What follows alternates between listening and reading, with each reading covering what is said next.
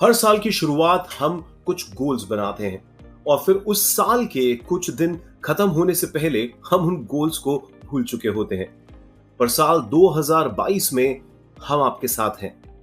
मैं अपनी टीम के साथ मैसिव ट्रांसफॉर्मेशन प्रोग्राम लेके आ रहा हूं, जिसमें हम 64 दिन तक आपके साथ होंगे। आपको मिलेंगे 200 से ज्यादा एक्शन स्टेप्स, 50 से ज्यादा एक्सक्लूसिव वीडियोस का साथ, मुझसे लाइव सवाल जवाब पूछने का मौका, हेल्थ और रिलेशनशिप की 2 हाई एंड वर्कशॉप भी एक अकाउंटेबिलिटी पार्टनर के साथ।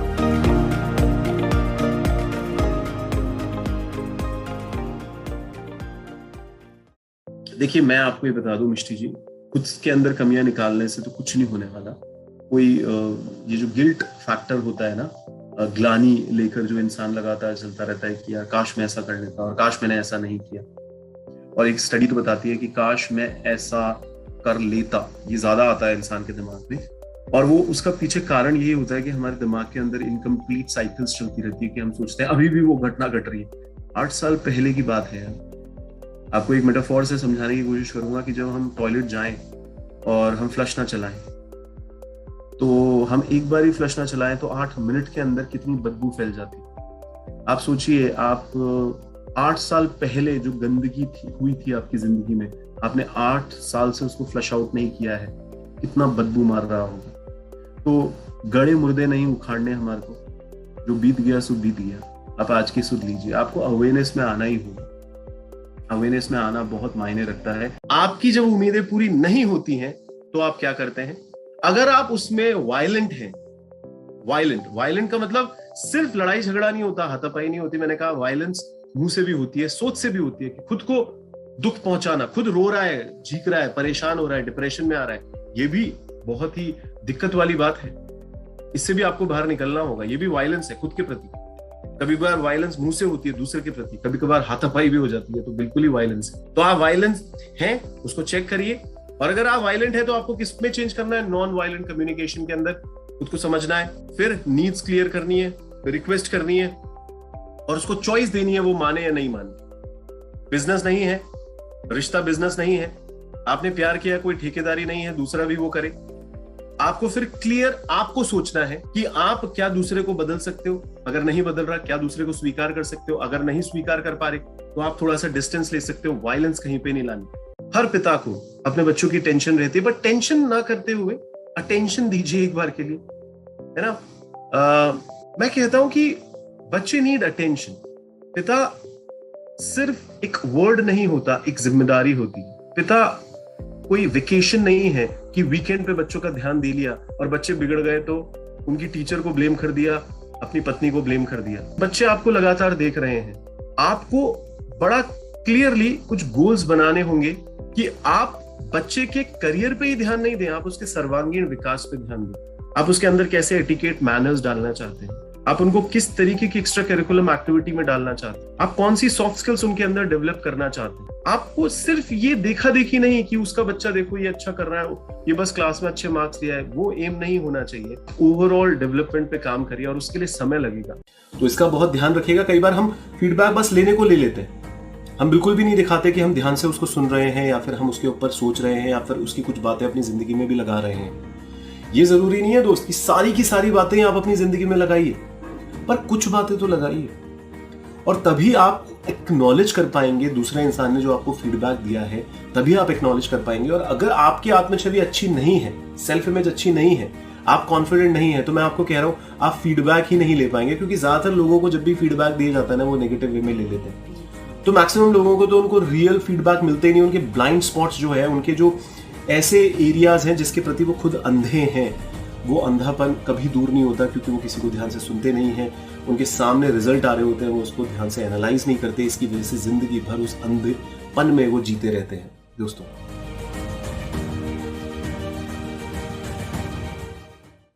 ऐसे कौन से सीक्रेट्स हैं जो आप हाइड रखते हैं लोगों से?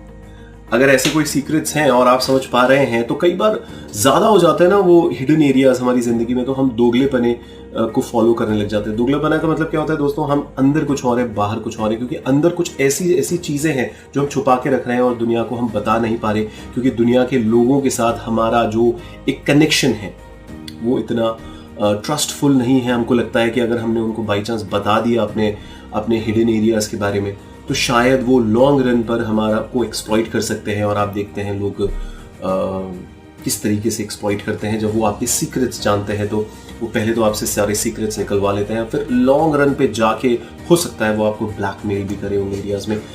पर क्या ऐसी सोच रख के क्या आप सही मायने में कॉन्फिडेंट महसूस कर पाते हैं? यानी कि बहुत सारे हिडन एरियाज अपनी जिंदगी में रखकर क्या आप सच में कॉन्फिडेंट महसूस कर पाते हैं? ये आपको अपने आप से पूछना होगा।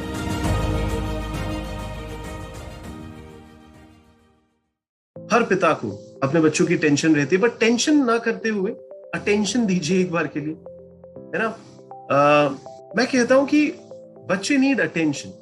पिता सिर्फ एक वर्ड नहीं होता, एक जिम्मेदारी होती है। पिता कोई वेकेशन नहीं है कि वीकेंड पे बच्चों का ध्यान दे लिया और बच्चे बिगड़ गए तो उनकी टीचर को ब्लेम कर दिया, अपनी पत्नी को ब्लेम कर दिया। बच्चे आपको लगातार देख रहे हैं। आपको बड़ा क्लियरली कुछ गोल्स बनाने होंगे कि आप बच्चे के करियर पे ही ध्यान नहीं दें, आप उसके सर्वांगीण विकास पे ध्यान दें। आप उसके अंदर कैसे एटिकेट मैनर्स डालना चाहते हैं, आप उनको किस तरीके की एक्स्ट्रा करिकुलम एक्टिविटी में डालना चाहते हैं, आप कौन सी सॉफ्ट स्किल्स उनके अंदर डेवलप करना चाहते हैं। आपको सिर्फ ये देखा देखी नहीं कि उसका बच्चा देखो ये अच्छा कर रहा है, ये बस क्लास में अच्छे मार्क्स लिया है, वो एम नहीं होना चाहिए। ओवरऑल डेवलपमेंट पे काम करिए और उसके लिए समय लगेगा। आपकी जब उम्मीदें पूरी नहीं होती हैं तो आप क्या करते हैं?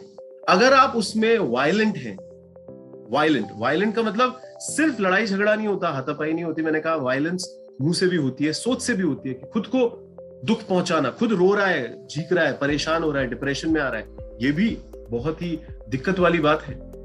इससे भी आपको बाहर निकलना होगा। ये भी वायलेंस है खुद के प्रति। कभी कभार वायलेंस मुंह से होती है दूसरे के प्रति, कभी कभार हाथापाई भी हो जाती है, तो बिल्कुल ही वायलेंस है। तो आप वायलेंस हैं उसको चेक करिए, और अगर आप वायलेंट है तो आपको किस में चेंज करना है? नॉन वायलेंट कम्युनिकेशन के अंदर खुद को समझना है, फिर नीड्स क्लियर करनी है, फिर रिक्वेस्ट करनी है और उसको चॉइस देनी है, वो माने या नहीं माने। बिजनेस नहीं है, रिश्ता बिजनेस नहीं है, आपने प्यार किया, कोई ठेकेदारी नहीं है दूसरा भी वो करे। आपको फिर क्लियर आपको सोचना है कि आप क्या दूसरे को बदल सकते हो, अगर नहीं बदल रहा क्या दूसरे को स्वीकार कर सकते हो, अगर नहीं स्वीकार कर पा रहे तो आप थोड़ा सा डिस्टेंस ले सकते हो। वायलेंस कहीं पे नहीं लानी। देखिए मैं आपको ये बता दूं मिष्टी जी, खुद के अंदर कमियां निकालने से तो कुछ नहीं होने वाला। कोई ये जो गिल्ट फैक्टर होता है ना, ग्लानी लेकर जो इंसान लगातार चलता रहता है कि यार काश मैं ऐसा कर लेता और काश मैंने ऐसा नहीं किया, और एक स्टडी तो बताती है कि काश मैं ऐसा कर लेता, ये ज्यादा आता है इंसान के दिमाग में। और वो उसका पीछे कारण यही होता है कि हमारे दिमाग के अंदर इनकम्प्लीट साइकिल्स चलती रहती है कि हम सोचते हैं अभी भी वो घटना घट रही है। 8 साल पहले की बात है। आपको एक मेटाफोर से समझाने की कोशिश करूंगा कि जब हम टॉयलेट जाएं और हम फ्लश ना चलाएं, तो हम एक बार ही फ्लश ना चलाएं तो 8 मिनट के अंदर कितनी बदबू फैल जाती है। आप सोचिए, आप 8 साल पहले जो गंदगी हुई थी आपकी जिंदगी में, आपने 8 साल से उसको फ्लश आउट नहीं किया है, कितना बदबू मार रहा होगा। तो गड़े मुर्दे नहीं उखाड़ने हमारे को, जो बीत गया सो बीत गया। आप आज की सुध लीजिए। आपको अवेयरनेस में आना ही होगा। अवेयरनेस में आना बहुत मायने रखता है। हर साल की शुरुआत हम कुछ गोल्स बनाते हैं और फिर उस साल के कुछ दिन खत्म होने से पहले हम उन गोल्स को भूल चुके होते हैं। पर साल 2022 में हम आपके साथ हैं। मैं अपनी टीम के साथ मैसिव ट्रांसफॉर्मेशन प्रोग्राम लेके आ रहा हूं, जिसमें हम 64 दिन तक आपके साथ होंगे। आपको मिलेंगे 200 से ज्यादा एक्शन स्टेप्स, 50 से ज्यादा एक्सक्लूसिव वीडियोस का साथ, मुझसे लाइव सवाल जवाब पूछने का मौका, हेल्थ और रिलेशनशिप की 2 हाई एंड वर्कशॉप भी, एक अकाउंटेबिलिटी पार्टनर के साथ।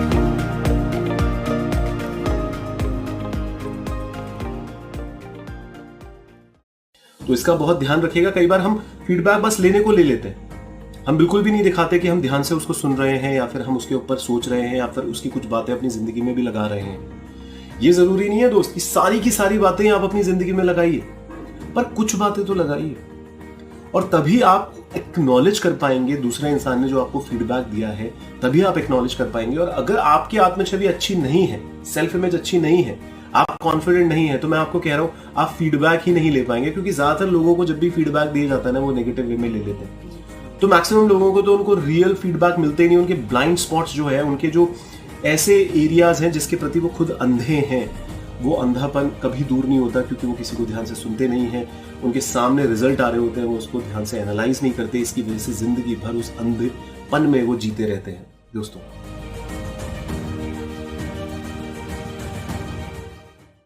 ऐसे कौन से सीक्रेट्स हैं जो आप हाइड रखते हैं लोगों से?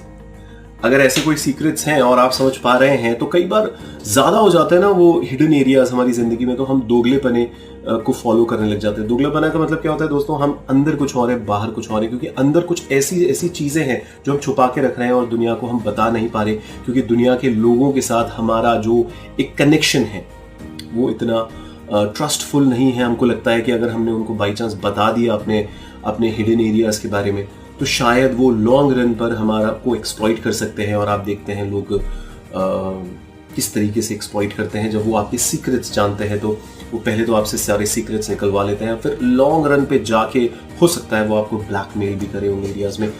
पर क्या ऐसी सोच रख के क्या आप सही मायने में कॉन्फिडेंट महसूस कर पाते हैं? यानी कि बहुत सारे हिडन एरियाज अपनी जिंदगी में रखकर क्या आप सच में कॉन्फिडेंट महसूस कर पाते हैं? ये आपको अपने आप से पूछना होगा।